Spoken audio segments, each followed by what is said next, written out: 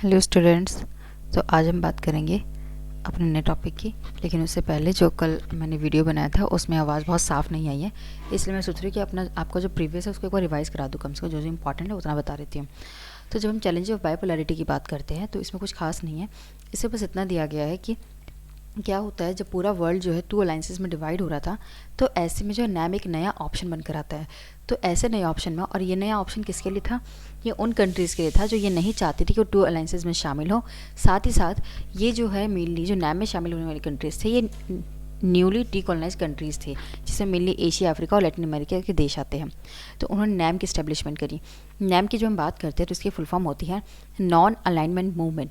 और इसको जो इसने इस्टेब्लिश किया, उन लीडर्स की अगर जब हम बात करते हैं तो बात होती है यूगोस्लाविया के जोसेफ ब्रॉज टिटो की, और इंडिया के जवाहरलाल नेहरू की, इजिप्ट के लीडर गामेल अब्दुल नासिर की, और इंडोनेशिया के सुकर्नो की, और घाना के क्वामा नक्रुमा की। मेनली इन 5 लीडर्स को हम अपना क्रेडिट देते हैं कि इन्होंने नैम को इस्टेब्लिश किया है। और नैम को जब इस्टेब्लिश करने की बात आती है तो इसका फर्स्ट समिट जो है वो बेलग्रेड में हुआ था 1961 में। इसके बाद जब इसकी फर्स्ट कॉन्फ्रेंस होती है उसमें इसके जो है 25 मेंबर्स जो है अटेंड करते हैं। और आज हम इसकी इंपॉर्टेंस इसे समझ सकते हैं कि आज 2019 में अज़रबैजान में जब इसकी 18 समिट हुई थी तब इसे 120 मेंबर्स तक शामिल हो गए थे, और अब इसमें 17 ऑब्जर्वर कंट्री भी हैं। अब जब बात आती है कि ये कहते क्या है, नैम क्या कहती है, तो नैम की जब हम बात करते हैं तो ये कॉपरेशन की बात करती है कि हमारा जो कॉपरेशन होना चाहिए इन जो अलायंसेस से दूर रहेगा। दूसरी बात यह है, इसको लाने का रीज़न ये था कि टेंशन्स जो है कोल्ड वॉर में बहुत ज़्यादा बढ़ रहे थे और ये नहीं चाहते थे कि ये थर्ड वर्ल्ड वॉर का रूप ले। इसीलिए जो लास्ट पॉइंट आता है वो ये आता है कि यहाँ पर जो है 16 न्यू जो अफ्रीकन कंट्रीज थे उन्होंने यूएन को ज्वाइन किया था। यूएन को ज्वाइन करने का मतलब ये था कि आप जो है कहीं ना कहीं पीस को सपोर्ट करते हैं। तो पीस को सपोर्ट करने के लिए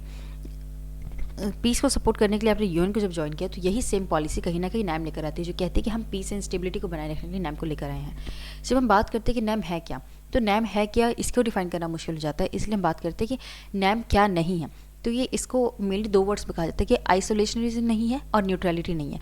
जब आइसोलेशनिज्म की बात करते हैं तो इसका मतलब होता है कि हम वर्ल्ड अफेयर से बिल्कुल दूर नहीं हैं, हम वर्ल्ड अफेयर्स में इन्वॉल्व होंगे। ऐसा बिल्कुल नहीं होगा कि अगर 2 कंट्रीज़ वर्ल्ड अफेयर्स में या फिर दोनों के रिश्ते ख़राब है, रिलेशन में प्रॉब्लम है या फिर वॉर चल रही है तो हम उसमें इन्वॉल्व नहीं होंगे। हम चाहें तो उसमें इन्वॉल्व हो सकते हैं।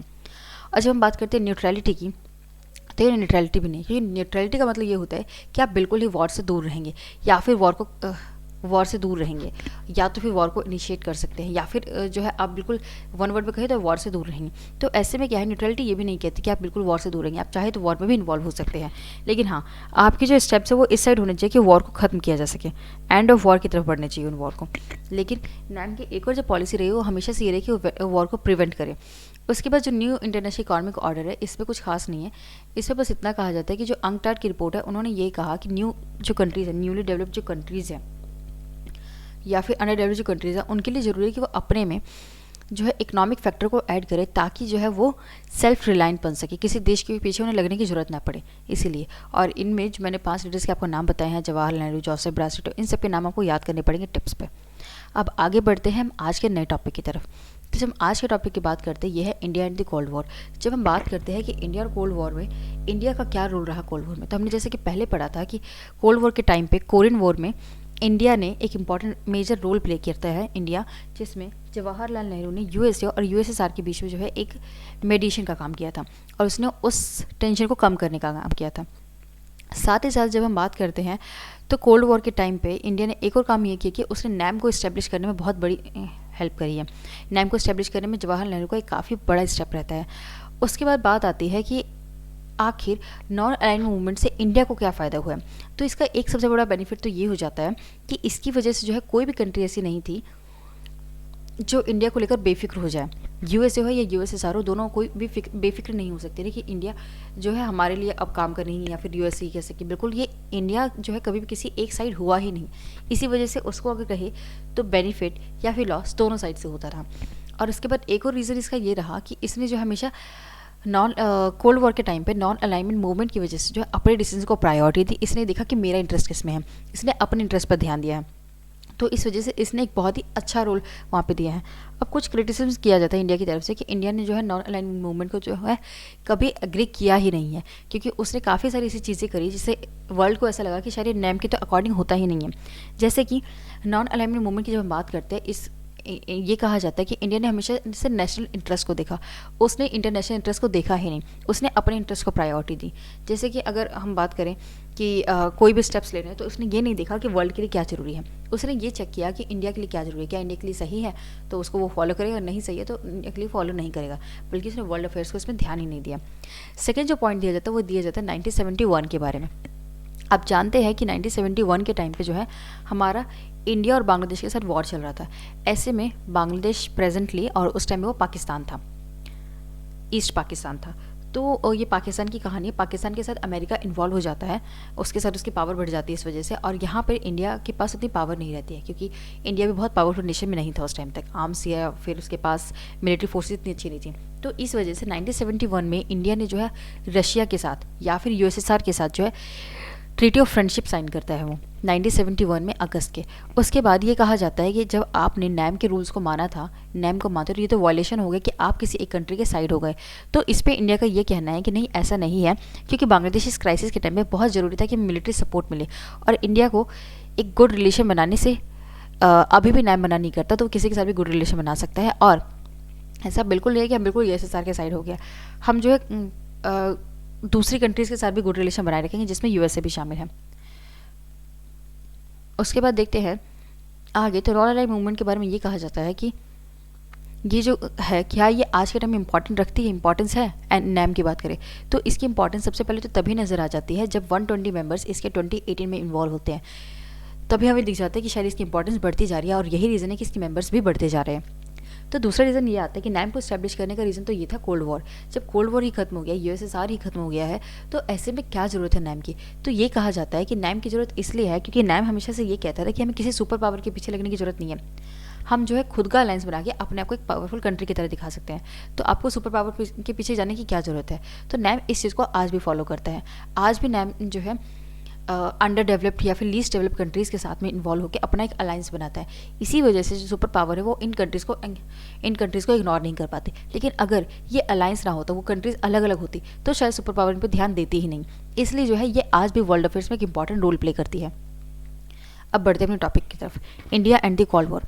As a leader of NAM, India's response to the ongoing Cold War was twofold. At one level, it took particular care in staying away from the two alliances. Second, it raised its voice against the newly decolonized countries becoming part of this alliance. जब हम बात करते हैं कि NAM के leader की तरफ से इंडिया की, तो यहाँ पे हमारे पास 2 पॉइंट उभर कर आते हैं। एक तो ये है कि नैम ये कहता है कि या तो आप बिल्कुल अलायंस से दूर रहें, बिल्कुल अलायंस से दूर है, आपको किसी से कोई मतलब नहीं, कोई वर्ल्ड अफेयर्स की। सेकेंडली ये कहता है कि वो इंडिया ने इसमें ये रोल प्ले किया कि इसमें जो है हम जो है वॉइस उठाएंगे, मतलब हम उन लोगों की आवाज़ बनेंगे जो डिकोलोनाइज कंट्रीज़ हैं, या फिर अभी जो है इसका पार्ट ही नहीं बनी अलायंसेस का, तो हम उनके साथ हैं। नैम और इंडिया दोनों ये कहते हैं कोल्ड वॉर के टाइम पे।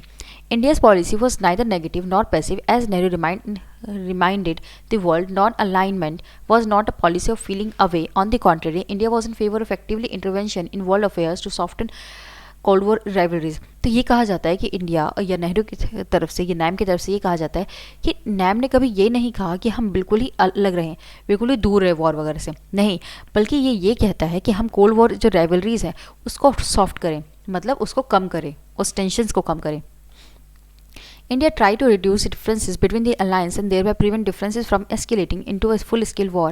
Indian diplomats and leaders were often used to communicate and mediate between Cold War rivals, such as in the Korean War in the early 1915. जैसे कि कहा जाता है कि इसे सॉफ्टन करने का काम किया कोल्ड वॉर को। तो इसका एक एग्जांपल ये आता है कि कोल्ड वॉर के टाइम पे जब कोरियन वॉर चल रहा था, तब इंडिया ने जो है वहाँ पर एक इंपॉर्टेंट रोल प्ले किया और वहाँ पे कम्युनिकेशन का काम किया between USA and USSR. It is important to remember that India chose to involve other member of the non-aligned group in this mission. During the Cold War, India repeatedly tried to activate those regional and international organizations which were not a part of the alliance led by US and USSR. Nehru reposed great faith in genuine commonwealth of free and cooperating nations that would play a positive role in softening it not ending the cold war. तो इस तरीके से India ने जो है mainly USA और USSR के बीच में अलायंस को पहले तो इनकी पावर को बढ़ने से रोका कि इनके ऊपर जितने अलायंस इनके लगेंगे उतने ज़्यादा जो है ये पावरफुल होते जाएंगे और उतना ज़्यादा हम थ्रेट की तरफ बढ़ेंगे। तो इंडिया ने कहीं ना कहीं कोल्ड वॉर को और सॉफ्ट करने का काम किया। Non alignment was not as some suggest a noble international cause which has little to do with India's steel interests, a non-aligned posture also served India's interests very directly in at least two ways. तो जब हम बात करते हैं NAM की, तो NAM ने जो है सिर्फ इतना काम नहीं किया कि उसने पूरे अलायंस को कम किया या फिर एक न्यू अलायंस लेकर आया। इसके साथ ही साथ इंडिया के साथ जब हम पर्सपेक्टिव देखते हैं नॉन अलाइनमेंट मूवमेंट का, तो उसने एक मेजर रोल प्ले किया है। काफ़ी बार डायरेक्टली क्वेश्चन पूछा जाता है कि कैसे नैम जो है इंडिया के लिए एक इंपॉर्टेंस रखता है। तो इसके रीजन आप ये वाले पॉइंट्स देंगे, ये वाले ये First, non-alignment allowed India to take international decisions in instances that served Indian interests rather than the interests of the superpowers and their allies. तो सबसे पहले इंपॉर्टेंट जो रोल था जो नैम का इंडिया के लिए था वो ये था कि नॉन अलाइनमेंट मूवमेंट की वजह से जो है इंडिया अब इंटरनेशनल डिसीजन में अपने डिसीजन ले सकता था, वो अपने इंटरेस्ट को देख सकता था। अब उसको जरूरत नहीं है, वो ये नहीं देखेगा कि सुपर पावर के इंटरेस्ट के लिए क्या जरूरी है या उन अलाइज के लिए क्या जरूरी है, वो अपने इंटरेस्ट को ध्यान में रख रहा है। सेकेंड जो इसका पॉइंट आता है वो है ये है, India was often able to balance and one super power against the other if India felt ignored और unduly pressurised by one super power it could tilt toward the other neither alliance system को take India for granted और bully it. तो इस time पे ये होता था कि अगर इंडिया किसी एक साइड झुक जाता था तो दूसरा जो है प्रेशराइज हो जाता था इस चीज़ के लिए कि वो कहीं दूसरे साइड तो नहीं टिल्ट हो रहा है। मतलब इंडिया के समय में कोई भी जो कंट्री है वो बिल्कुल बेफिक्र नहीं हो सकती थी, उसको बार बार इस बात का डर रहता था कि कहीं इंडिया जो किसी एक साइड टिल्ट ना हो जाए। तो इंडिया को इसी वजह से कोई फॉर ग्रांटेड नहीं ले सकता था। India's policy of non-alignment was criticized on a number of counts. Here we refer to only to criticism. India को वैसे तो बहुत सारे रीजंस की वजह से क्रिटिसाइज किया जाता है, लेकिन यहाँ पे कुछ क्या दो ही पॉइंट्स दिए गए हैं जो क्रिटिसाइज करते हैं इंडिया को कि इंडिया ने कैसे नैम के जो वैल्यूज़ है उसको नहीं रखा है। फर्स्ट इसका जो रीज़न दिया जाता है, इस पर भी क्वेश्चन आता है, ध्यान से पढ़ना है आपको। First, India's non alignment was said to be unprincipled in the name of pursuing its national interests. India, it was said, often refused to take a firm stand on crucial international issues. India ने जो है अपने, हम कहते हैं India को कि उसने नॉन अलाइनमेंट मूवमेंट को जो है उसने बिल्कुल अनप्रिंसिपल्ड रखा है, मतलब उनके प्रिंसिपल्स को माना ही नहीं, क्योंकि इंडिया ने हमेशा नेशनल इंटरेस्ट को इंपॉर्टेंस दी। उसने कभी इस चीज़ पे ध्यान नहीं दिया कि इसका इफेक्ट जो है इंटरनेशनल इश्यूज़ पे क्या पड़ सकता है। उसने इंटरनेशनल इश्यूज़ को कम्प्लीटली इग्नोर किया और अपने सेल्फ इंटरेस्ट के बारे में ज़्यादा सोचा है, या नेशनल इंटरेस्ट। सेकंड जो इसका पॉइंट दिया जाता है क्रिटिसिज्म के लिए वो ये दिया जाता है, it is suggested that India was inconsistent and took contradictory postures, having criticized others for joining alliance. India signed the Treaty of Friendship in August 1971 with the USSR for 20 years. और India ने जब ये कहा था, NAM का मतलब ये है कि आप किसी भी अलायंस में जब शामिल नहीं होंगे तो ऐसे क्या रीज़न हुए कि आपने ट्रीटी ऑफ फ्रेंडशिप साइन कर दी रशिया के साथ में, यूएसएसआर के साथ में 1971 में, अगस्त 1971 में, और वो भी 20 ईयर्स के लिए आपने ये साइन करी है ये ट्रीटी। तो इसके क्या रीजंस रहे? This was regarded particularly by outside observer as virtually joining the Soviet alliance system. The Indian government view was that, तो इस पर इंडियन गवर्नमेंट क्या कहते हैं, अब ये इंपॉर्टेंट हो जाता है। India needed diplomatic, possibly military support during the Bangladesh crisis, and that in any case, the treaty did not stop India from having good relations with other countries, including US. India ने ये कहा कि हमें जो है बांग्लादेश लड़ने के लिए बहुत ज़रूरी था कि मिलिट्री सपोर्ट मिले, और ये ट्रीटी कहीं से भी ये नहीं कहती है कि हमें जो है किसी एक कंट्री का सपोर्ट नहीं मिलेगा। हम जो है किसी भी कंट्री के साथ जो एक गुड रिलेशन रख सकते हैं, उसमें यूएस भी इंक्लूड है और यूएसएसआर भी। आगे बढ़ते हैं। Non alignment as a strategy is evolved in cold war context as we will see in chapter 2 with the disintegration of the USSR and the end of the cold war in 1991. Non-alignment, both as an international movement and as the core of India's foreign policy, lost some of early relevance and effectiveness. जब हम cold war की बात करते हैं तो ये कहा जाता है कि कोल्ड वॉर तो चलो 1991 में ख़त्म हो गया, और इसी वजह से कोल्ड वॉर की वजह से आप लेकर आए नैम, जो 1991 तक के लिए ही बनाया गया था, क्योंकि इसका मतलब यही था नैम का कि आप किसी अलायंस से शामिल नहीं होंगे। तो जब यूएसएसआर का कोलैप्स हो जाता है या यूएसएसआर खत्म हो जाता है 1991 में, तो ऐसे में नॉन अलाइनमेंट मूवमेंट की क्या इंपॉर्टेंस रह जाती है फॉरेन पॉलिसी में, इसकी क्या इफेक्टिवनेस रह जाती है। तो मतलब ये हम ये कह सकते हैं कि आज तो इसने अपने इंपॉर्टेंस जो है खो दिया, लॉस्ट हो गया है ये अपनी इंपॉर्टेंस को लेकर। However non alignment contained some core values and enduring ideas. It was based on a recognition that decolonized states share historical affiliation and can become a powerful force if they come together. जब ये कहा जाता है कि NAM की importance कम हो गई, तो इस पर यह कहा जाता है कि ऐसा नहीं है, क्योंकि ये कहता था कि डिकोलोनाइज्ड स्टेट्स जो हैं वो हिस्टोरिकली अफिलिएशन होंगे, मतलब पावर फोर्स, और मतलब ये अपनी पावर को लेकर सारे के सारे एक साथ आएंगे, इकट्ठे होंगे एक तरीके से। उसके बाद इसका दूसरा रीज़न ये था, it mean that the poor and often very small countries of the world need not become followers of any of the big power, that they could pursue an independent independent foreign policy. ये कहता है कि जो least developing countries हैं या फिर poor countries हैं, इनके लिए ज़रूरी है कि वो अपनी इंडिपेंडेंट फॉरेन पॉलिसी बनाएं, किसी के इंटरेस्ट में आकर या फिर किसी के अफेक्ट में आकर अपनी फॉरेन पॉलिसी ना बनाए। और नैम इस चीज़ को सपोर्ट करता है कि वो कहता है कि इंडिपेंडेंट फॉरेन पॉलिसी होनी चाहिए, आप किसी के अलायंस या फिर किसी सुपर पावर के उसमें इंटरेस्ट में ना करें ऐसा। ये वाली सारी कहानियाँ थी, इसीलिए जो है नैम की इंपॉर्टेंस आज भी खत्म नहीं होती है। It was also based on a resolve to democratise the international system by thinking about an integrative world order to redress existing inequities. These core ideas remain relevant even after the cold war was ended. और यही reason है कि अपनी independent foreign policy के चलते या फिर ये किसी अलायंस को ना शामिल करने के चलते या अपने आप को पावरफुल बनाने के लिए या फिर टुगेदरनेस के लिए जो है कोल्ड वॉर बेशक खत्म हो गया, लेकिन नैम जो है आज भी उतना ही इंपॉर्टेंस रखता है। आगे बढ़ते हैं ट्रीटीज़ की तरफ। जो मैंने आपको पहले ही बोला था कि ट्रीटीज़ बहुत इंपॉर्टेंट है, इसको आप बिल्कुल इग्नोर नहीं करेंगे, तो इसे पढ़ते हैं। पहली ट्रीटी जो है वो है लिमिटेड टेस्टमेंट ट्रीटी, LTBT जिसे कहा जाता है। आप जब ट्रीटी पढ़ेंगे तो आपको 2-3 चीज़ें याद रखनी पड़ेगी कि ट्रीटी किसके बीच में साइन हुई थी, क्या रीज़न थे, और उसके बाद ज़्यादा इंपॉर्टेंट नहीं है लेकिन फिर भी आपको याद रखना पड़ेगा कि ये ट्रीटी कहाँ पर साइन की गई थी। तो पहले जब हम ट्रीटी की बात करते हैं वो है लिमिटेड टेस्टमेंट ट्रीटी, LTBT। इसमें जो है ये कहा गया कि हम न्यूक्लियर वेपन्स को बैन करेंगे, और इसको बैन करने का रीज़न ये था कि एटमॉस्फेयर को ये बहुत हार्म करता था, एटमॉस्फेयर को हार्म करता था, इसी वजह से आउट स्पेस को हार्म कर रहा है, वाटर को हार्म कर रहा है, इसलिए इन्होंने कहा कि हम जो है न्यूक्लियर वेपन को बैन करेंगे, क्योंकि इस वजह से एटमॉस्फेयर स्पेस अंडर वाटर जो है सब बहुत दिक्कतें आ रही हैं, बहुत सी प्रॉब्लम्स आ रही हैं, इन्वायरमेंटल इश्यूज़ आ रहे हैं। किस किस के बीच में साइन होता है, तो US, UK एंड USSR के बीच में साइन होता है।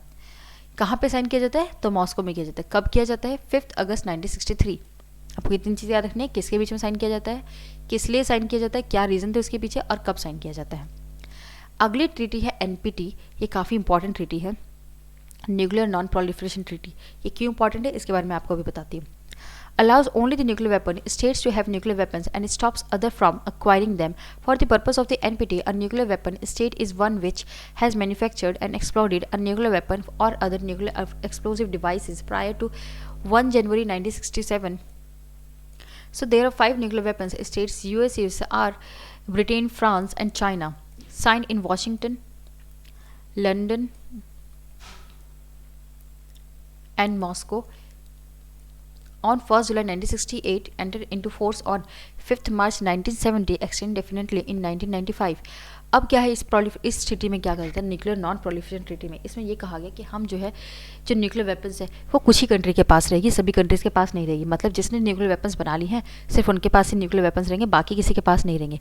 तो किसने बनाए हैं, कि ये डेट डिसाइड हुई कि जिसने भी जो है 1 जनवरी 1967 से पहले न्यूक्लियर वेपन्स बना लिए हैं सिर्फ वही न्यूक्लियर वेपन्स रखेंगे, बाकी और कोई कंट्री जो है न्यूक्लियर वेपन्स नहीं रखेगी। ऐसे में सिर्फ 5 ही कंट्री थी जो न्यूक्लियर वेपन्स रख सकती थी इस ट्रीटी के अकॉर्डिंग। वो 5 कंट्री थी आपकी US, USSR, Britain, France and China. USSR खत्म हो गया था, इसलिए इसका रिप्रेजेंटेशन अब रशिया कर रहा है, इसीलिए अब ये इस ट्रीटी के अकॉर्डिंग रशिया जो है न्यूक्लियर वेपन को रख सकता है। तो इस ट्रीटी को जो साइन किया जाता है उसे किया जाता है वॉशिंगटन में, US की कैपिटल, लंदन में ब्रिटेन की कैपिटल, और मॉस्को में रशिया की कैपिटल में से साइन किया जाता है। और कब किया जाता है, 1 जुलाई 1968 को साइन किया जाता है, और अफेक्ट में जो फोर्स की जाती है ये 5 मार्च 1970 को फोर्स की जाती है। लेकिन ये जो ट्रीटी है ये 1995 में ख़त्म भी हो जाती है। अब इसके बारे में एक और चीज़ आपको ये ऐड करनी है जब आपका ये क्वेश्चन आएगा कि इसको अभी तक इंडिया ने साइन नहीं किया था।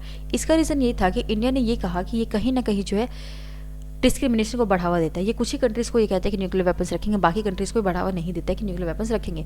तो ये गलत है। उनका इंडिया का ये मानना है कि या तो न्यूक्लियर वेपन्स जो रखने हैं तो पूरी कंट्री से खत्म हो जानी चाहिए, सभी को जो है आर्म्स कंट्रोल की तरफ बढ़ना चाहिए। ऐसा ना हो कि कुछ ही कंट्री या फिर जो डेवलप्ड कंट्रीज है सिर्फ उनके पास ये आर्म्स रहेंगे या फिर ये न्यूक्लियर वेपन्स रहेंगे, इसलिए इंडिया इसका जो है अगेंस्ट है। अगली ट्रीटी है strategic arms limitation talk 1 SALT 1। The first round of the strategic arms limitation talks began in November 1969. The Soviet leader Leonid Brezhnev and the US President Richard Nixon signed the following in Moscow on 26 May 1972. Treaty on the limitation of anti-ballistic missile system and B interim agreement on the limitation of strategic offensive arm entered into force on 3rd October 1972। पहले जब मैं बात करूँ कि ये कब से force में आई है तो ये कब इस पे साइन किया गया, तो 26 मई 1972 या 26 मई 1972 को इस पे साइन किया जाता है और फोर्स में आती है 3rd अक्टूबर 1972 को। इसके बाद दूसरी बात आती है कि इसको साइन किस किस के बीच में किया गया। तो इसको सोवियत यूनियन के लीडर, या हाँ, सोवियत यूनियन के लीडर जो रहे उस टाइम के, वो थे लियोनिड ब्रेजनेव, और यूएस के प्रेसिडेंट जो रहे रिचर्ड निक्सन, उन्होंने इस पर साइन किया। उन्होंने इस पर साइन क्यों किया, क्या कहा गया इस ट्रीटी में? तो इसमें ये कहा गया कि हम जो है एंटी बैलिस्टिक मिसाइल सिस्टम जो है उसे कम करेंगे, उसको लिमिट में करेंगे। साथ ही साथ जो है इसने इस चीज़ पे भी एग्रीमेंट किया कि हम जो स्ट्रेटेजिक ऑफेंसिव आर्म्स को हम इसमें भी लिमिटेड करेंगे। तो इसमें भी आर्म्स को कम करने की ही बात की गई थी। अगली जो ट्रीटी है वो है strategic arms limitation stock second या सॉल्ट सेकंड, इसी का कह सकते हैं सेकंड पार्ट है ये। The second round started in November 1972। The US president Jimmy Carter and Soviet leader Leonid Brezhnev signed a treaty on the limitation of strategic offensive arms in Vienna on 18 जून 1979। तो जब हम इस treaty की बात करते हैं, इस ट्रीटी के बारे में जो है साइन किया जाता है, या फिर इसके जो राउंड स्टार्ट हो जाते हैं वो हो जाते हैं आपके नवंबर 1972 में, और फाइनली साइन जो होता है वो होता है आपका 18 जून 1979 में। मतलब बहुत लंबे टाइम तक इनकी टॉक्स चलती रहती है। उसके बाद फाइनली 1979 में ये जो है साइन हो जाता है। किस किस के पीछे साइन किया जाता है? तो ये किया जाता है यूएस के प्रेसिडेंट जिमी कार्टर की तरफ से, और सोवियत यूनियन के लीडर लियोनिड ब्रेजनेव की तरफ से साइन किया जाता है। इसमें भी ये कहा जाता है कि हम स्ट्रेटेजिक ऑफेंसिव आर्म्स जो है इसे लिमिटेड किया जाएगा, इसे कम किया जाएगा। अगली जो ट्रीटी है वो है strategic arms reduction treaty 1 start 1। ये ट्रीटी जो है आपकी साइन होती है यूएसएसआर के प्रेसिडेंट मिखाइल गोर्बाचेव और यूएस के प्रेसिडेंट जॉर्ज बुश की तरफ से। इसमें भी ये कहा जाता है कि हम लिमिटेशन करेंगे, ऑफेंसिव आर्म्स को कम करेंगे। इसको कहाँ साइन किया जाता है? मॉस्को में। और कब साइन किया जाता है? 31 जुलाई 1991 को। अगली ट्रीटी की तरफ हम बढ़ते हैं, तो इसमें ये ट्रीटी है आपकी strategic arms reduction treaty second start second. जब हम इस ट्रीटी की बात करते हैं तो ये ट्रीटी भी रशियन प्रेसिडेंट और यूएस प्रेसिडेंट की तरफ से साइन की जाती है। और रशियन प्रेसिडेंट उस टाइम के थे आपके बोरिस येल्त्सिन, और प्रेसिडेंट यूएस के जो थे वो थे जॉर्ज बुश सीनियर और जूनियर, दो एक्चुअली जॉर्ज बुश है, इसलिए आपको सीनियर के नाम से याद करना है इसे। उसके बाद इसमें भी ये कहा जाता है कि हम रिड्यूस करेंगे limitation of strategic offensive arms को। मतलब जो ऑफेंसिव आर्म्स हैं उन्हें कम किया जाएगा, और इसे भी मॉस्को में साइन किया जाता है। सब कुछ सेम है, बस इसमें जो है आपके यहाँ के प्रेसिडेंट बदल जाते हैं यूएसएसआर के, और यहाँ पे जो है आपके यूएसएसआर के प्रेसिडेंट हो जाते हैं बोरिस येल्त्सिन। ये जो ट्रीटी है ये आपकी साइन की जाती है 31 जुलाई 1991 को, और ये 3 जनवरी 1993 को। ये भी मॉस्को में साइन की जाती है, ये भी मॉस्को में साइन की जाती है। इसके यूएस के प्रेसिडेंट जो है जॉर्ज बुश है, और इसके भी यूएस के प्रेसिडेंट जो है जॉर्ज बुश है। तो आपको इतना याद रखना है। और इसी के साथ आपका आज का चैप्टर खत्म होता है। कोई भी क्वेरी रहने पर आप मेरे से ज़रूर मुझे कमेंट करें, मैं उसका जल्द से जल्द रिप्लाई करने की कोशिश करूँगी। बाकी अब एक छोटा सा गैप जाएगा क्योंकि मुझे खुद की प्रिपरेशन करनी है, तो थोड़ा टाइम लग जाएगा न्यू वीडियो आने में। जब तक के लिए पढ़ते रहिए और अच्छे से हार्डवर्क करिए। सीबीएसई में बहुत अच्छा स्कोर करना है।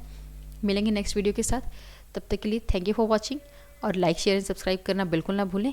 बाय।